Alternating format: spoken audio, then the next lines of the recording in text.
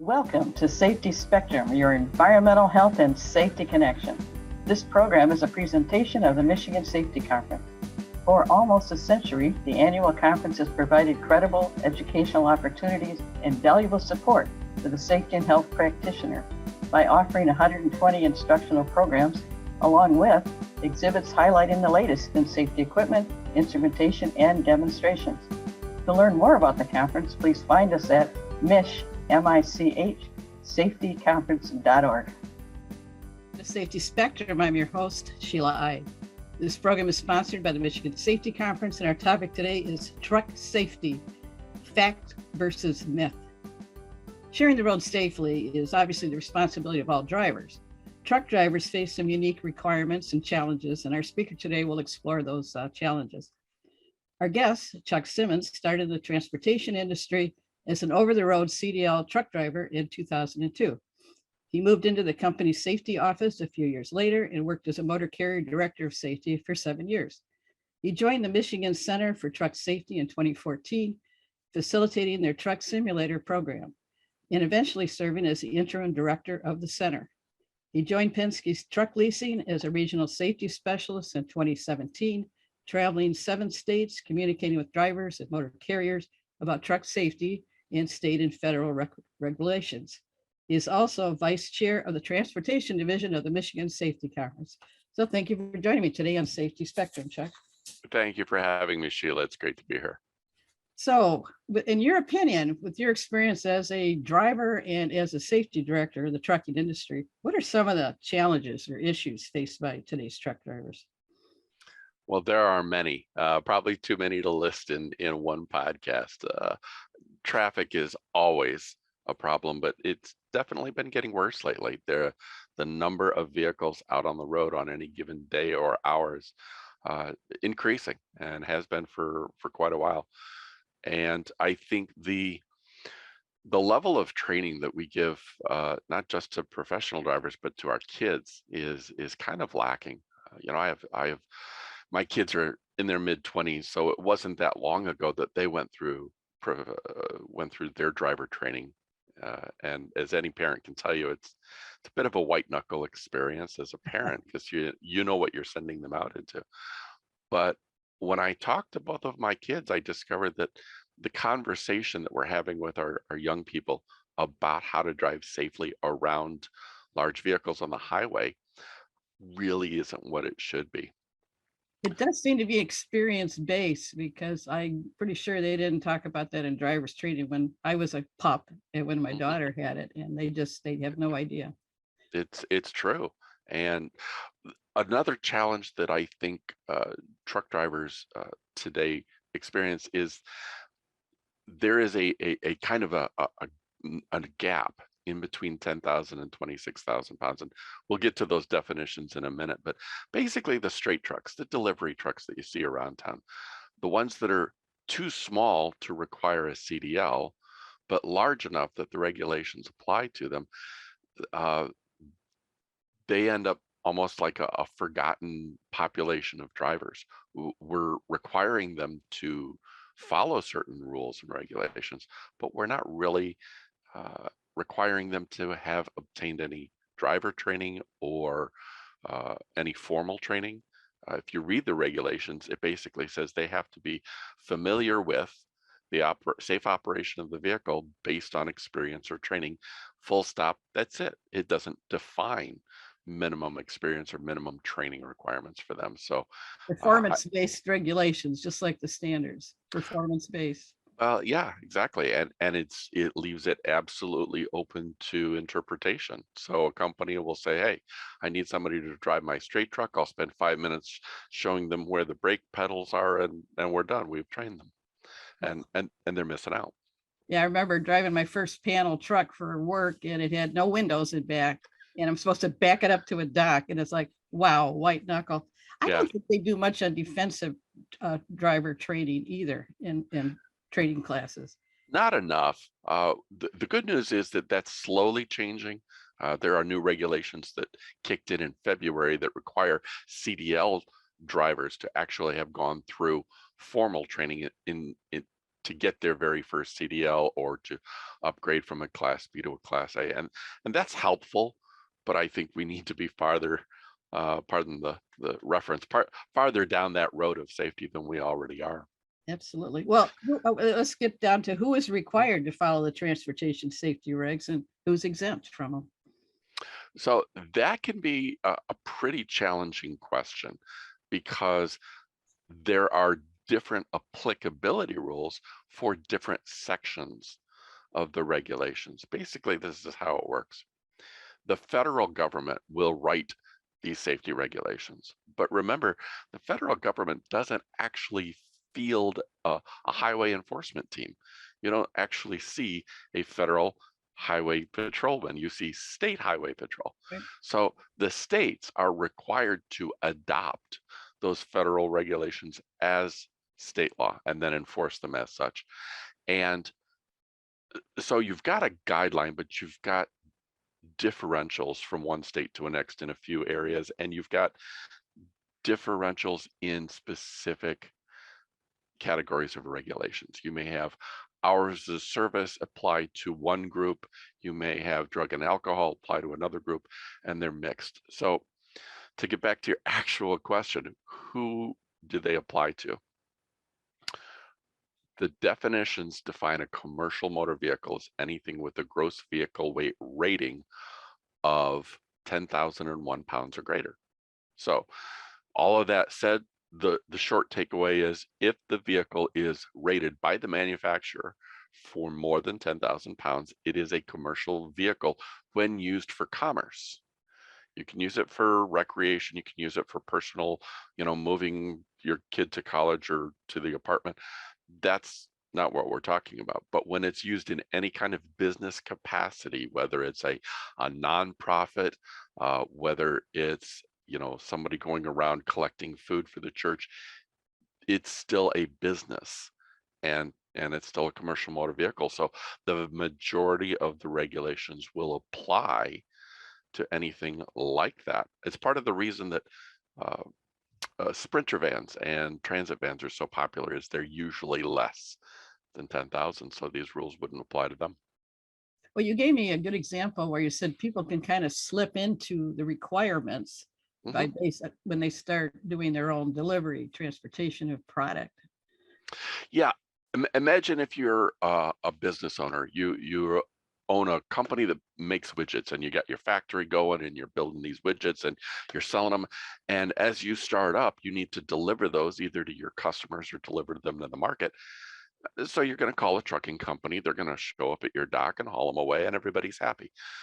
At some point, you're going to realize as you grow that it is more cost effective for you to do those deliveries yourself and not outsource it. So you're now going to go rent a truck, or you're going to lease a truck, or you're going to buy a used truck as your first one.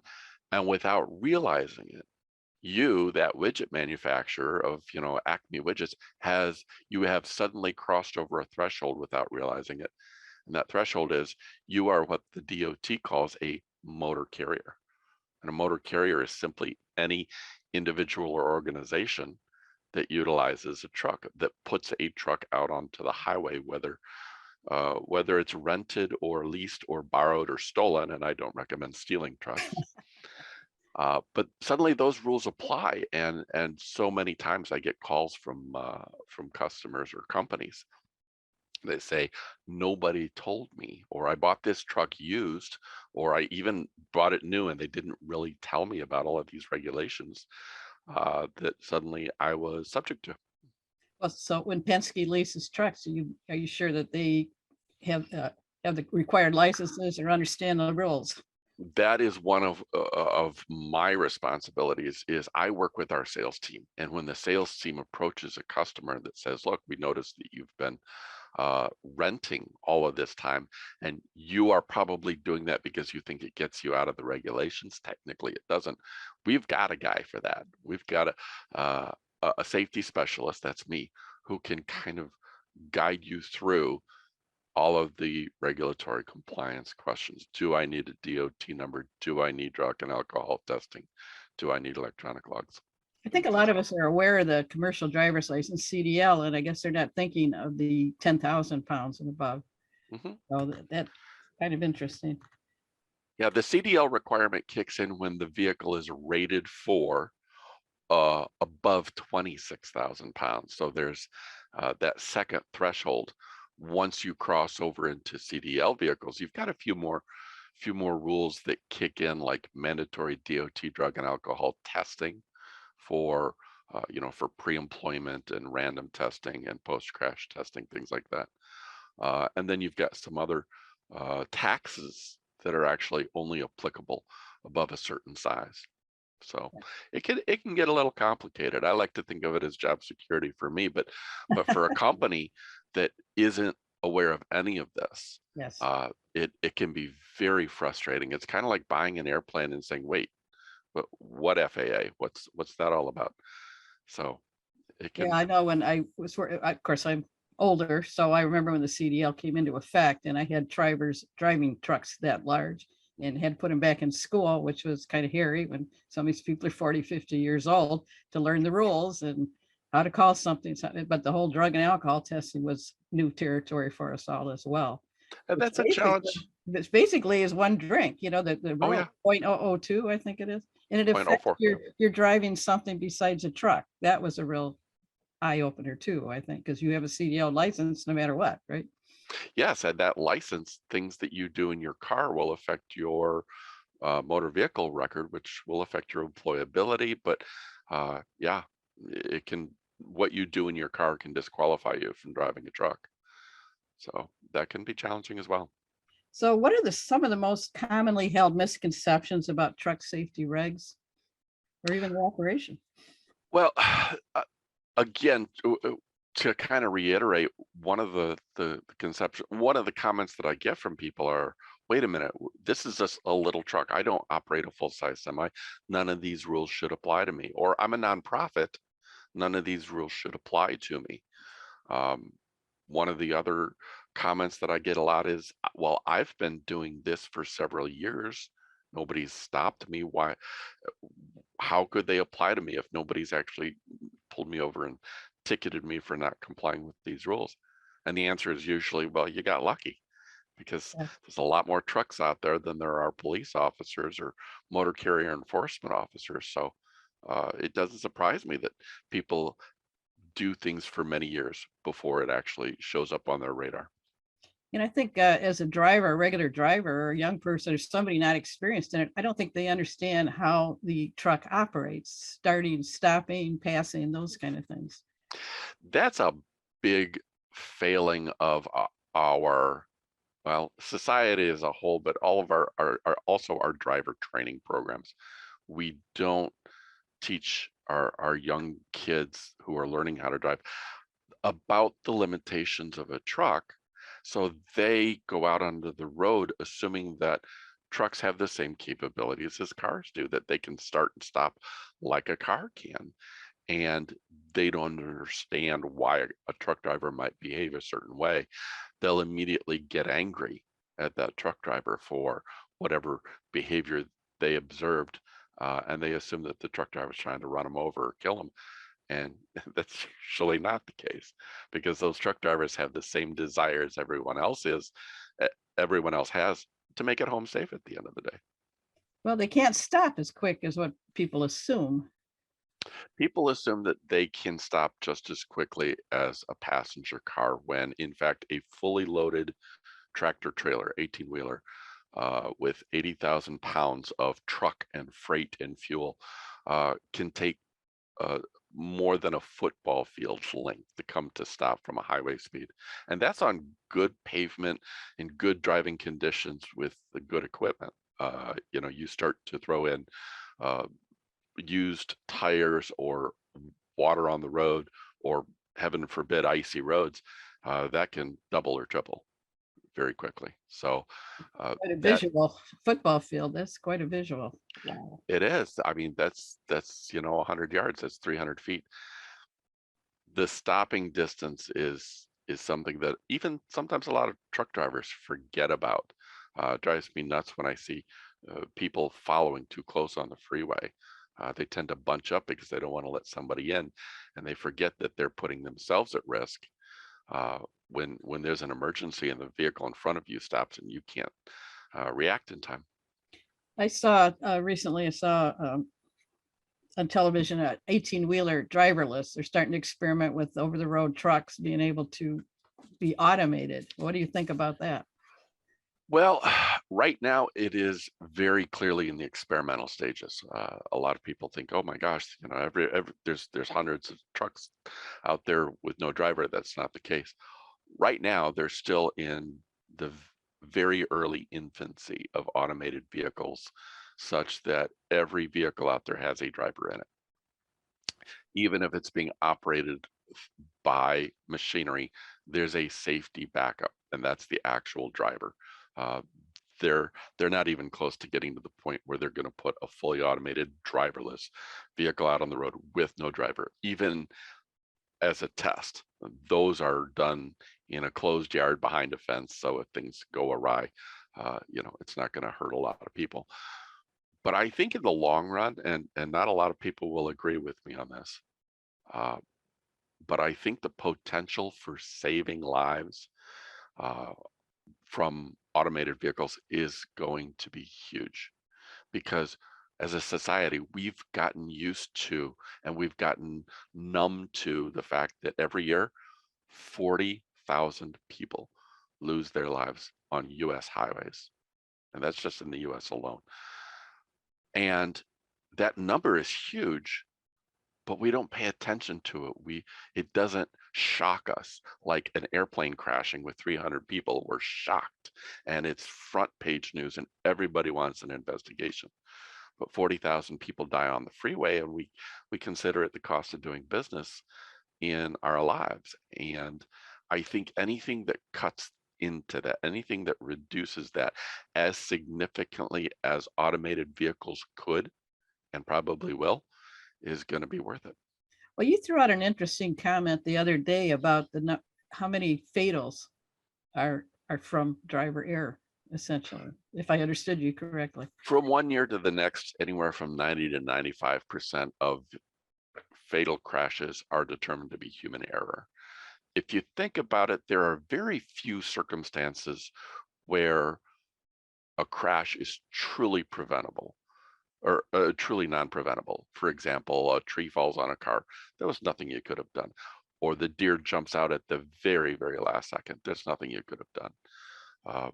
But the majority of crashes are caused by drunk drivers, high drivers, following too closely, driving too fast for conditions, or falling asleep at the wheel.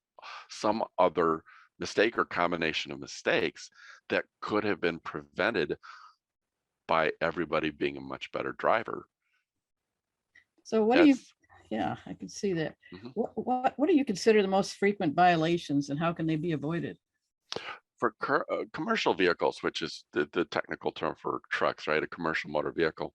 I would say by far the most frequent violation that is seen at the roadside or in a weigh station inspection are equipment violations. And almost all of them can be solved by doing a really quality pre-trip inspection. If you're a truck driver, even if you weren't trained on this, you can get trained. You can download the CDL manual, even if you don't have a CDL, from the Secretary of State's website, and read on how to do a pre-trip inspection. You can go onto YouTube and just type in, how do I pre-trip a truck? And that 15 minutes will change your life if you've never done it before. But it's actually a mandatory requirement that we do that. Now, you're responsible for 7 states. Are the regulations different in each state? There are some differentials from one state to another, but the vast majority of the really important regulations are the same because they're federal, and each state has to adopt them in order to be eligible for highway funding from the federal government. Good. All of that money, the millions of dollars that flows into each state backed from the federal government, there's strings attached to that. They have to have a 21-year-old drinking age. They have to adopt federal motor carrier safety regulations as state law. There's a few other conditions on those. It's not just free money. So what are some of the penalties for taking shortcuts on those regulatory compliance issues? They can be pretty severe, and the good news is they're all documented. The regulations say, here are the rules, here's what you must always do, here's what you must never do. And by the way, here are the fines. We're going to lay them out in black and white. So the penalties are, and they can be numerous, but they can be very, very expensive. During a DOT audit, if the DOT says we're gonna come in and audit not just this one driver or truck, but the whole company, take a look at how you're doing, those fines can be in the tens of thousands of dollars if a company either doesn't know what they're doing or they know and are willfully violating those regulations. And in the most severe cases of willful, repeated violations where the company knows exactly what they're doing, they're breaking the rules on purpose to make money, you'll see people go to jail. So prison is not outside the realm of possibility. There are some famous cases where CEOs who knowingly had documented their failures as leaders and safety managers had gone to jail. And even at the very least, you're out of service while you're being audited, I would imagine. So you can't deliver your goods. Potentially, if they find enough critical violations to put you out of service, then the entire company is out of service. During a roadside inspection, for example, at a weigh station, or if they just pull you over, if they find a problem with the vehicle, they'll stop the vehicle until repairs can be made. If they find problems with the driver, for example, their medical card is expired, their license is expired, they won't let that driver continue. The company will have to send another driver to move the vehicle. And also think of the PR. If your company name is on the side of that truck and it's parked out back, people know, and people can see that there's an issue. You don't want to do that. So to be facetious, if a company follows all the rules, will they actually be safe? The government would love you to believe that. The government will hand you the regulation book and say, hey, follow these rules and you will be just fine. But once you've been in the industry for a couple of years, you figure out pretty quickly, regulatory compliance only gets you so far, because we have to do more. We have to be better. We have to know that those are minimums. Those are not best practices. Those are absolute minimums just to skate.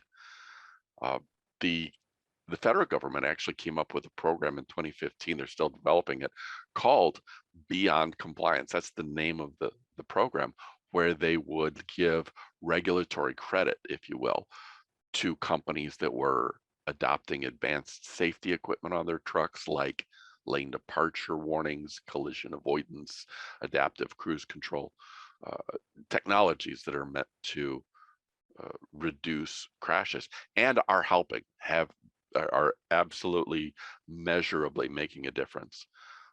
And companies that would adopt enhanced driver fitness measures, not physical fitness, but driver qualification and driver training programs. So what's the best way to develop a safety culture around transportation? That's always the big question, isn't it? Hang on 10 seconds. I apologize. I should have had this up before I started this, and I didn't, and now I have it back up so we can resume. So that's the big question. Safety culture, you can Google safety culture and come up with 11 different definitions. The one that I like best is from a gentleman named Dr. Douglas Weigeman. He was a associate professor of industrial and systems engineering at University of Wisconsin. And he had this very long definition, but the first sentence was absolutely brilliant. He said, safety culture is the enduring value and priority placed on worker and public safety by everyone in every group at every level of an organization. And then he goes on, talks about, learning from your mistakes and being rewarded as individuals in a manner consistent with those values.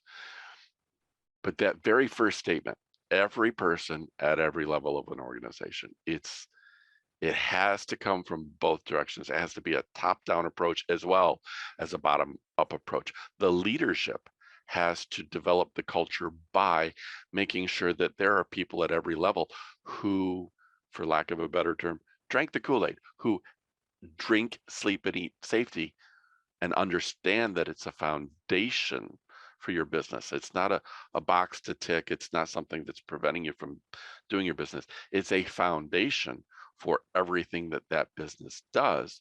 And once you have champions at the different levels, once you have drivers who are your safety champions and dispatchers who are your safety champions, you start to really get a handle on instilling that as a culture.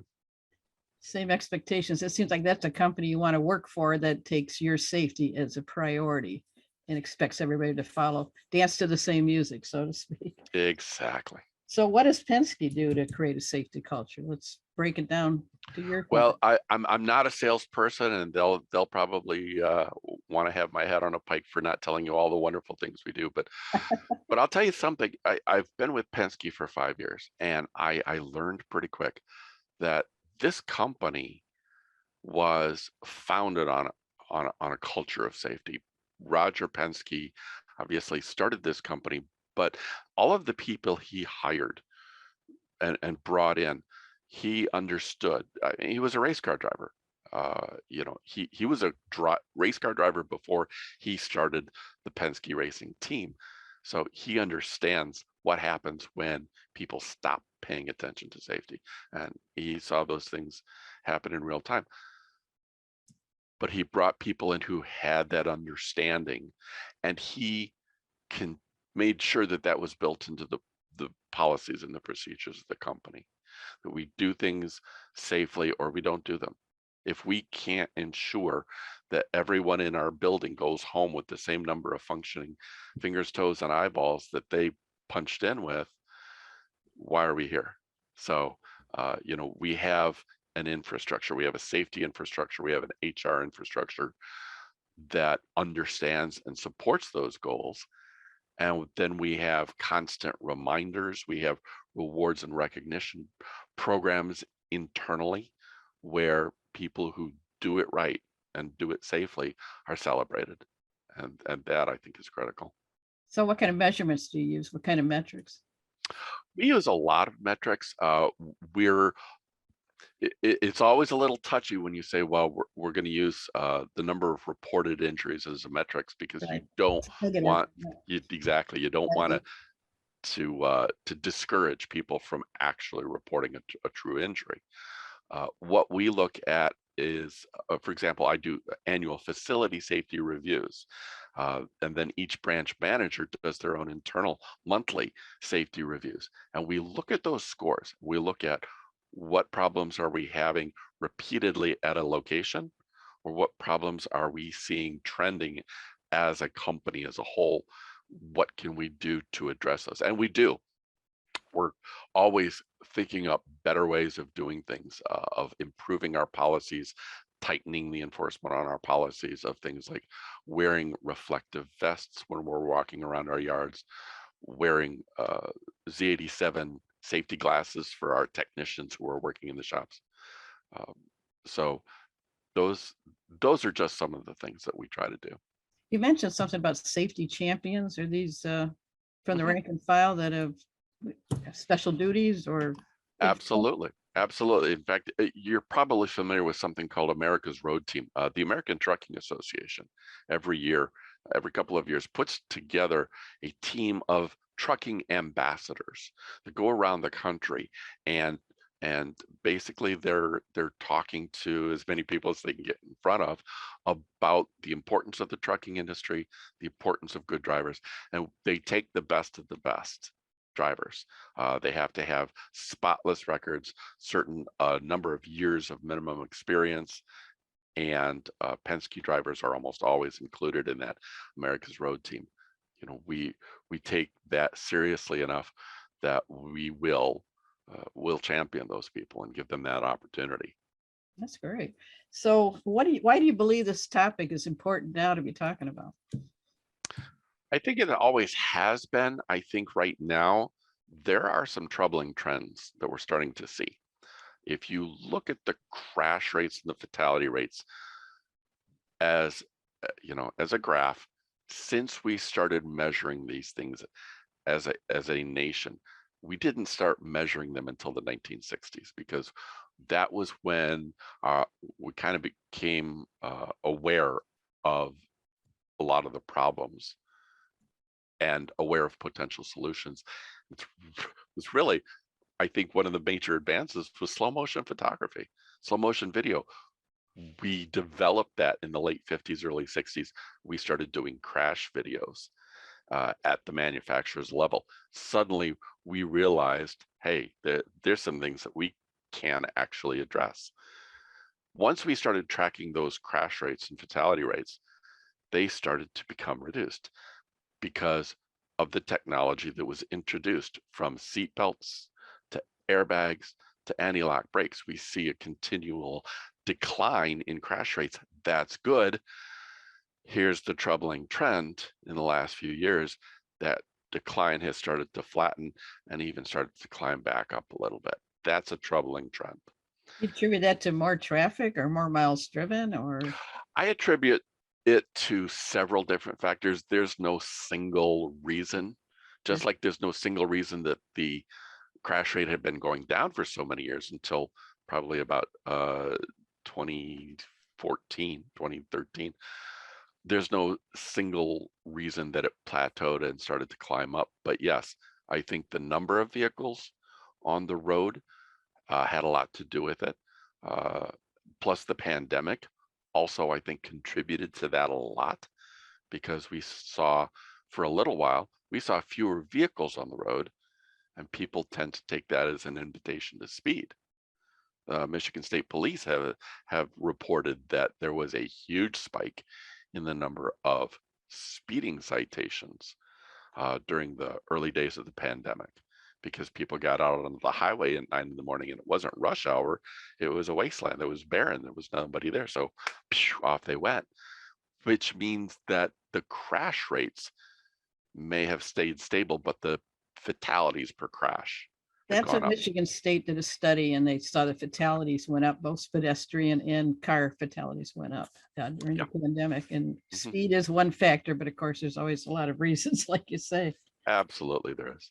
So what's your takeaway? What can we as drivers do to avoid these accidents? The first thing we can do is absolutely take responsibility for the situation and say, look, these are large vehicles.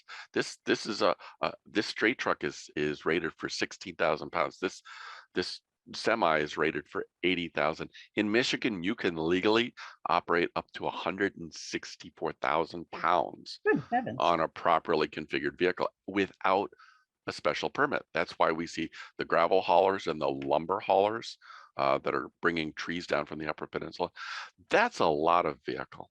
It really is. And you can drive one of those at the age of 18 if you don't leave the state. So we need to recognize the sources of our problems and start addressing them. We need to say, we need to do more than just the minimum required. We need to stop looking at it as safety as a box to check and start thinking of it as, wait, these trucks are sharing the road with my family. My mother is out on, my kids are out on these roadways. What can I do to reduce the likelihood that my truck or a truck in my control is going to get involved in a crash? I think you said being observant improves your odds, and space management, knowing where you are in the midst of the traffic and looking ahead to things. The DOT separates their regulations into three sections. What does the driver need? What does the vehicle need? What does the company that puts the driver and the vehicle out on the road together need? And each one of those stages is absolutely critical. The company has to make sure that everything is ready to go before it goes. The driver is the one ultimately held responsible during a roadside inspection or an interface with the police, that everything on the vehicle and the driver is functional. But it really is a group effort. It really is a situation where everybody needs to do everything right. And the worst crashes, the ones that get splashed across the headlines, like the Tracy Morgan crash several years back, were not necessarily systemic failures, but situations where there were repeated bad choices made. Yep. And that often is the case in reconstructing an accident. Mm-hmm. Okay, my final thoughts, being observant, space management, but no matter what industry or occupation, a company that supports you for training and gives you the resources while providing positive feedback are really cornerstones for building a successful safety culture.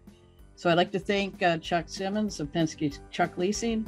He can be reached at www.gopenske.com. And of course, if you'd like more information about the Michigan Safety Conference or this podcast, please check out our website at michsafetyconference.org. Thank you for listening to Safety Spectrum. This is Sheila Ide.